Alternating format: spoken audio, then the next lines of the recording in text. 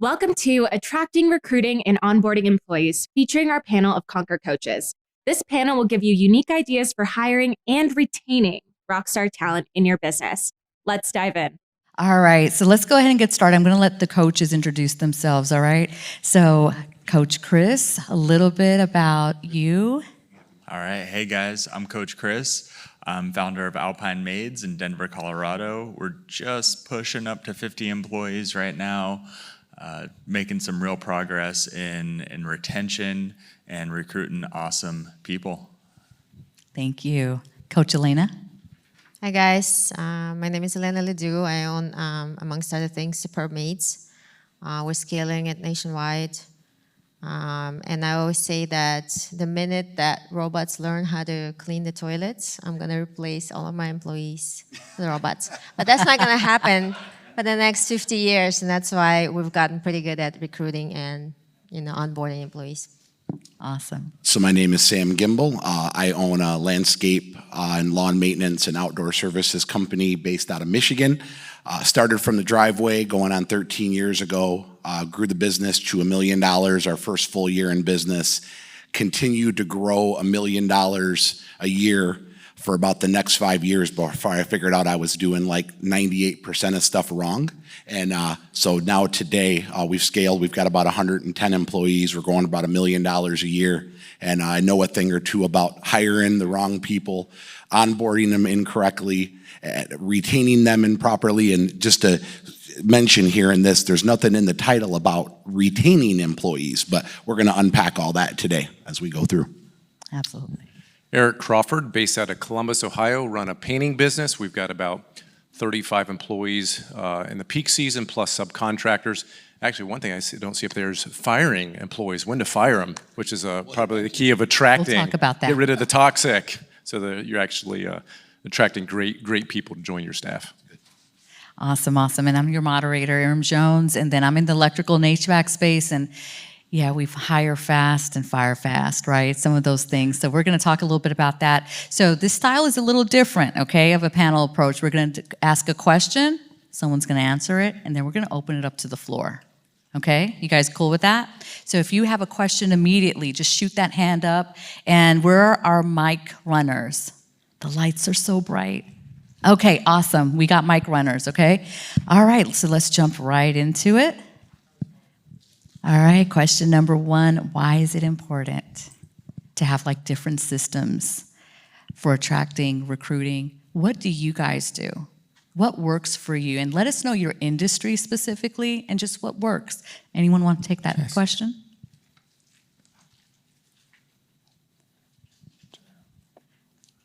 Yeah, as far as attracting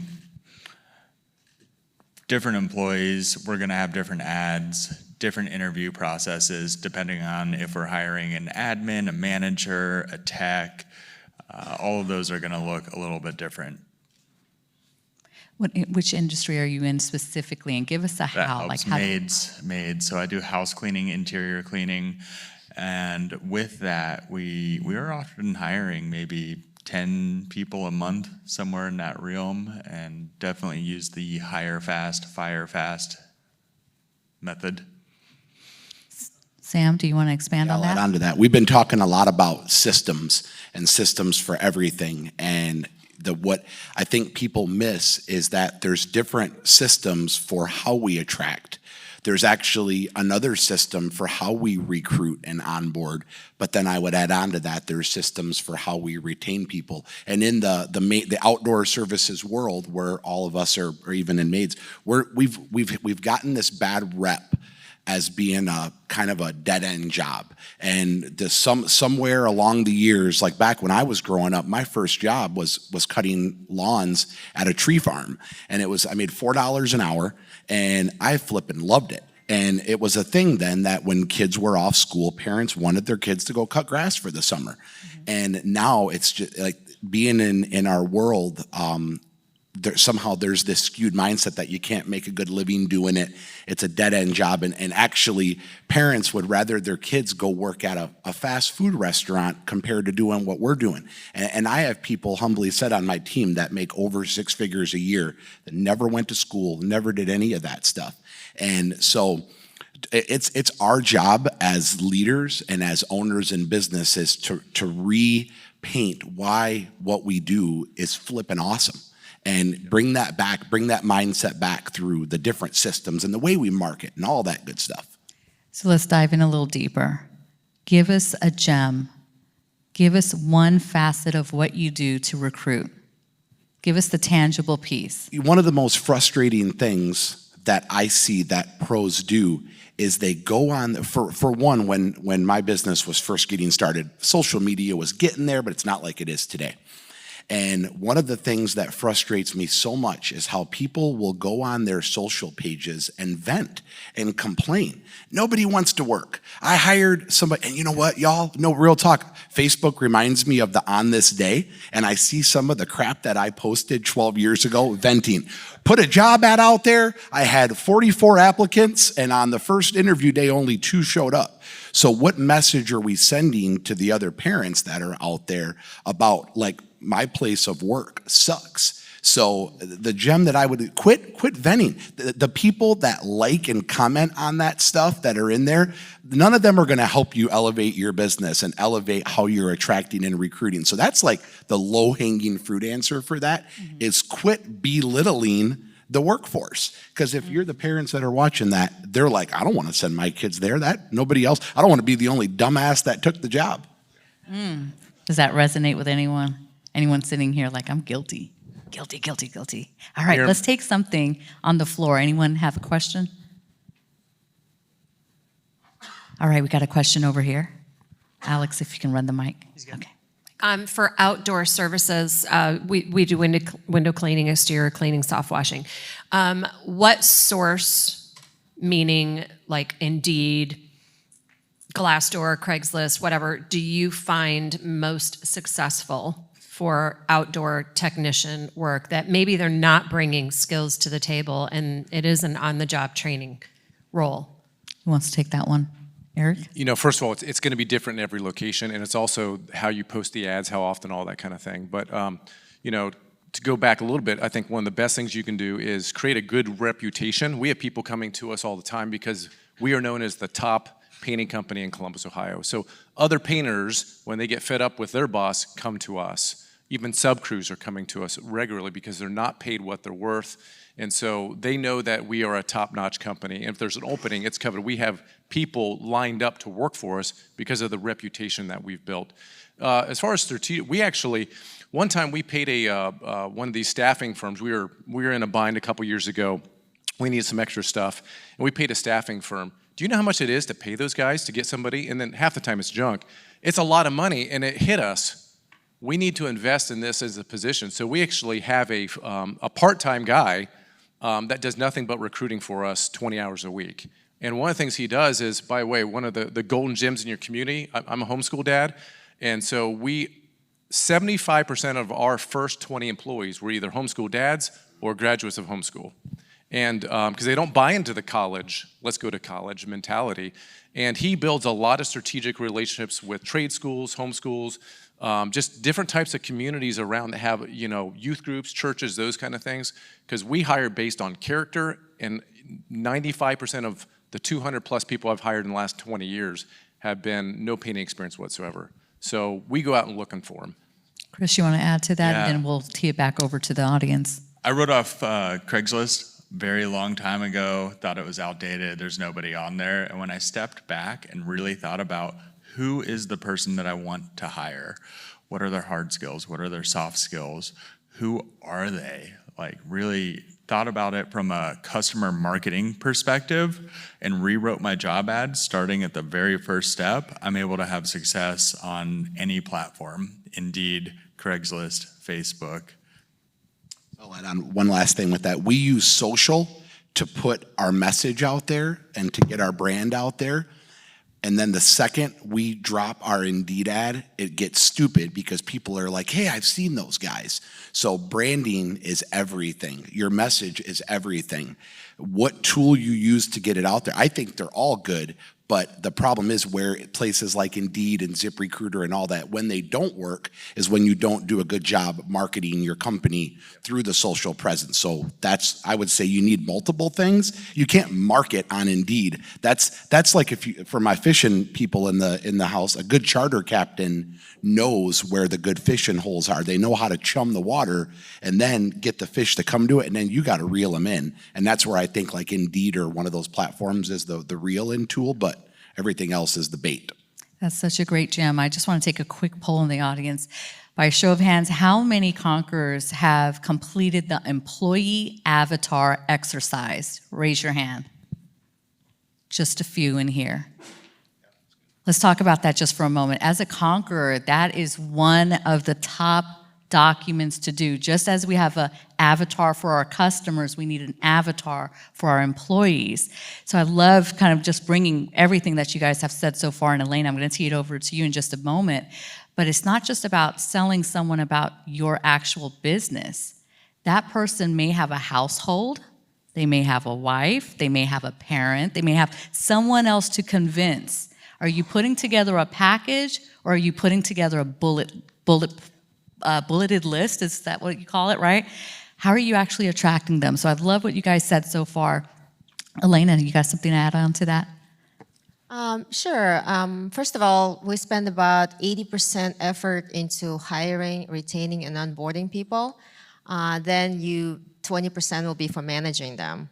If you don't do that hiring, the initial piece correctly, you can manage all you want, but you're not going to have a good time, right? So we put enormous amount of resources and efforts into recruitment, including employee avatar. You have to be very specific, because sometimes you hire someone and you're like, why is that person such a dumbass? Well, who hired that person, right? So if you are not intentional and specific about who you're bringing into your company to add into your team, then you're going to end up with just a random person, which is what most people do.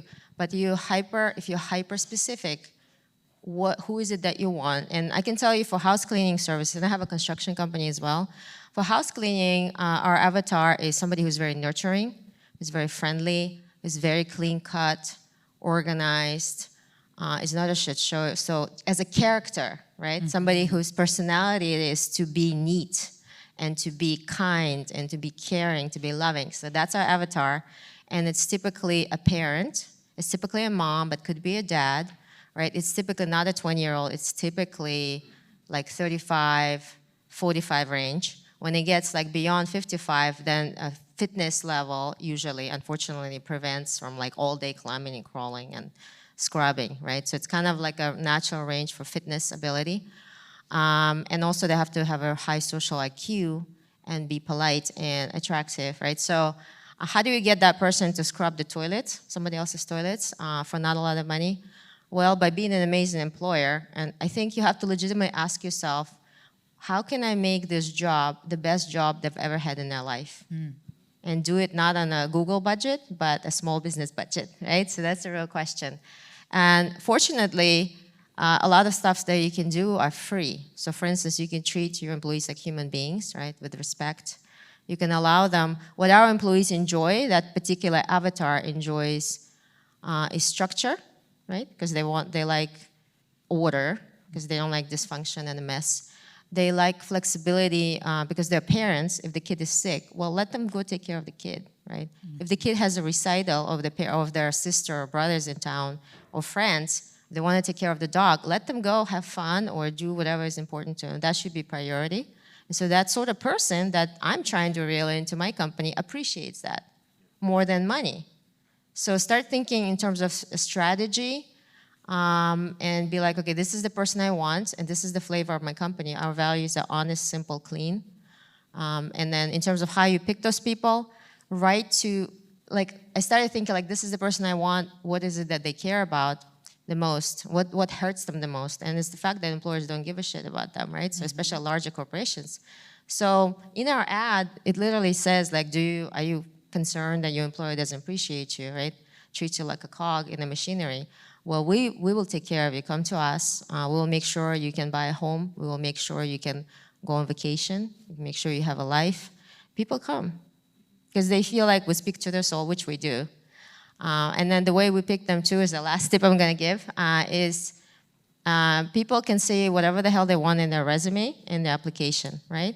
So I just toss it in the trash, I don't wanna look at it. I don't care. It doesn't matter which position you come in. It could be a general manager. I'm not going to look at your resume. What I really look at is kind of nonverbal stuff, how they behave, how they're dressed. Depending on the position, for the maid position, you want them to be hyper neat, right? Just very, very clean. The car should be clean. The clothes should be clean. And then if it's somebody creative like a salesperson, I don't care. They could be all wild and stuff. But for maids, no, they have to be buttoned up. Elena, you just dropped like a whole bunch of bombs. Woo! All right, let me just think it up for you, all right? Because I was just like, Elena, I think we all want to work for you. And then this is in a room full of entrepreneurs, right? What I loved about what you said and bringing it all together was you're not just a warm body. And a lot of times in our industry, someone's just like, I just need someone to turn the wrench. I just need someone to be a warm body. I just need someone in the truck.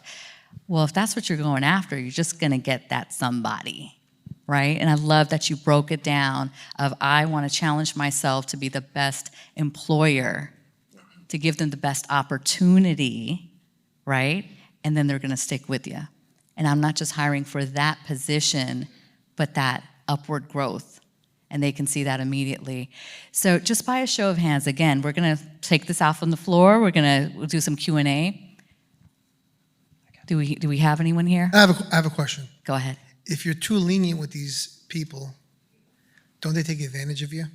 Who wants to take that? So there's a difference between being lenient. So the answer is yes, they will. It's a sad world that people will take advantage of you, but there's a difference between being lenient, being generous, and having values and holding people accountable to them.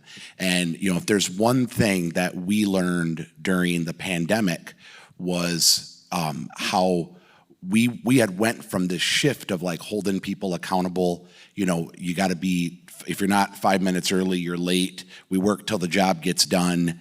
To like, there were instances where we had people come to work and we could clearly tell that they had a smell of alcohol on them. And we're like, what do we do? I mean, normal, it's not even a question. We're going to send them home. But we're like, or we of course still would send them home, but they're not coming back. In this instance, we're like, hey, you know better, you need to sleep it off. We'll see you tomorrow. And I really do think that the crap floated to the top during that, because we realized that once we had got to a point where we could start feeling comfortable, hold people accountable again, then we could start living out our values and saying, all right, we're not accepting it. And we had to downsize like 5 or 6 crews, but to people that were like, we're not playing. We can't. People want to be held accountable. People are looking to be led. And so in the world we're in right now, it's a sad truth. 1 out of every 2 couples, 1 out of every 2 parents, marriages end in divorce. So the sad truth with that is that most people's home lives they're in shambles. People are in financial trouble. They don't know, they have reptile brain. Their goal when they get out of bed is just to not die today. And so these guys come to work and they just want to feel settled.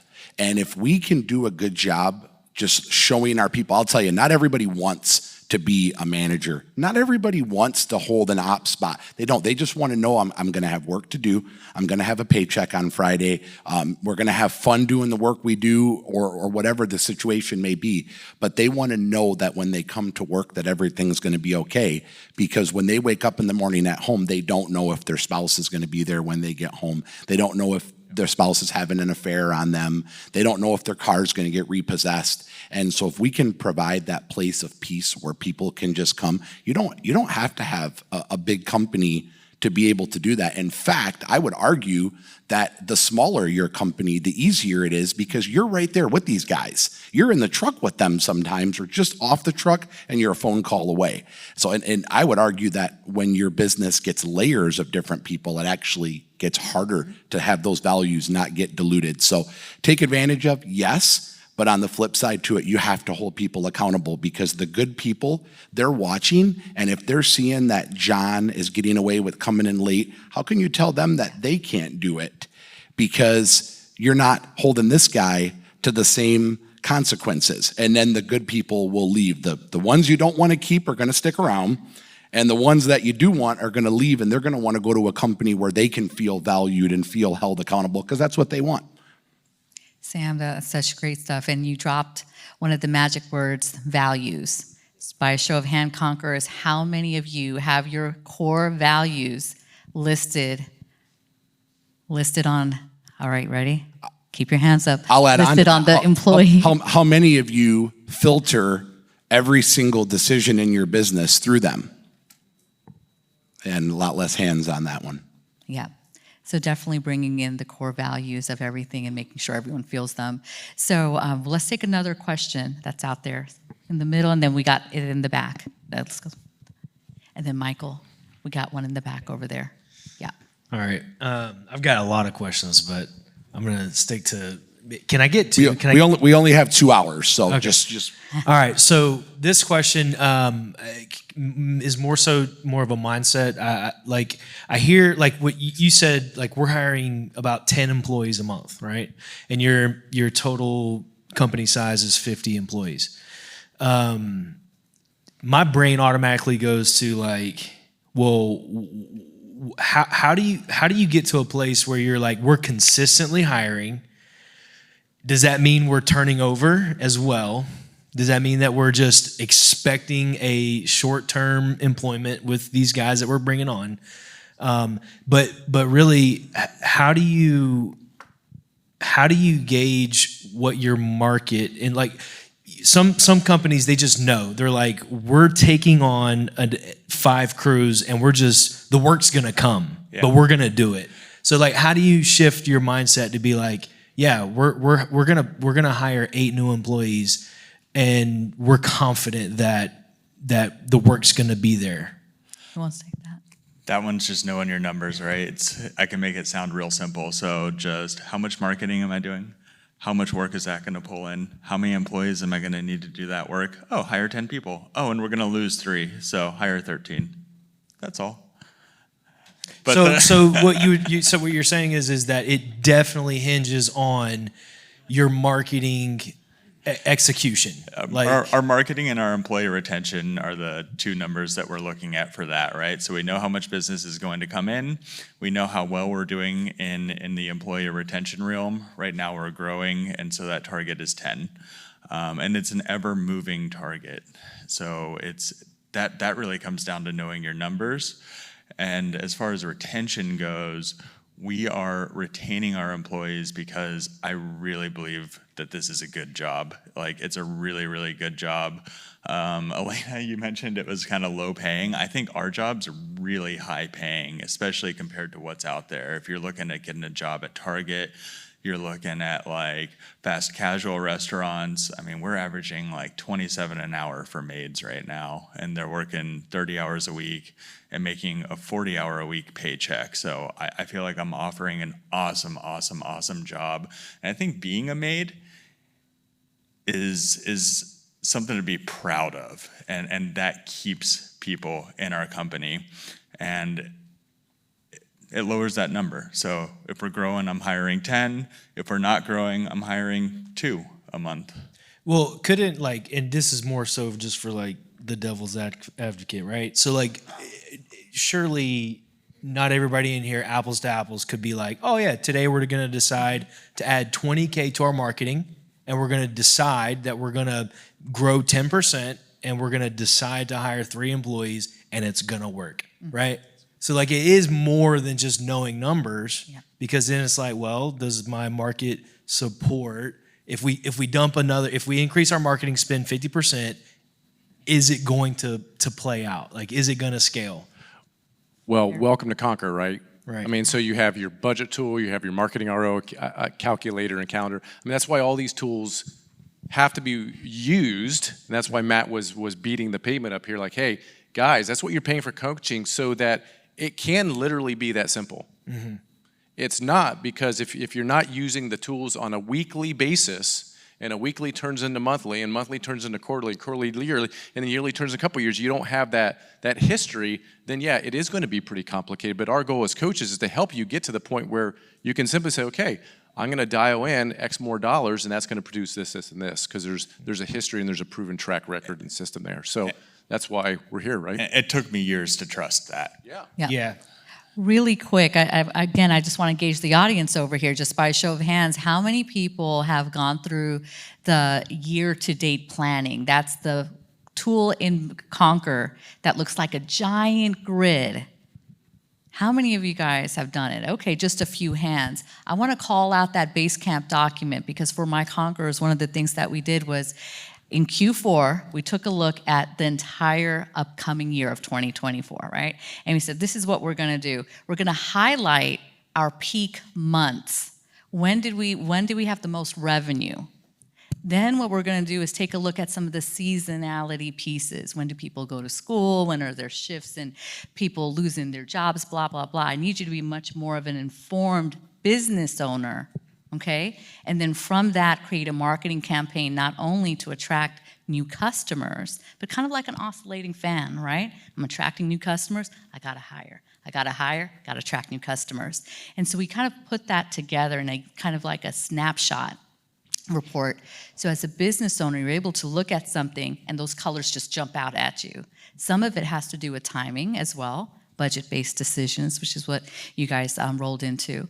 But thank you for that question, because that really brings back into our Concur community that there's tons of tools that are there. And if you have a coach, right, and maybe you've done that exercise like 2 years ago and you haven't revisited it, and you feel like, hey, I made this 2 years ago, I'm not there yet, I'm going to encourage you to do this on an annual basis, okay? I want you to use those tools, and I'll shoot an example and drop it into Facebook. Thanks for joining us for this session. We hope the panel gave you valuable perspectives on fostering a strong and dynamic team. The journey to building an exceptional workforce is ongoing, and continuous learning is paramount. If you're eager to dive deeper into refining your employee processes, be sure to explore conquernow.com for additional resources and support.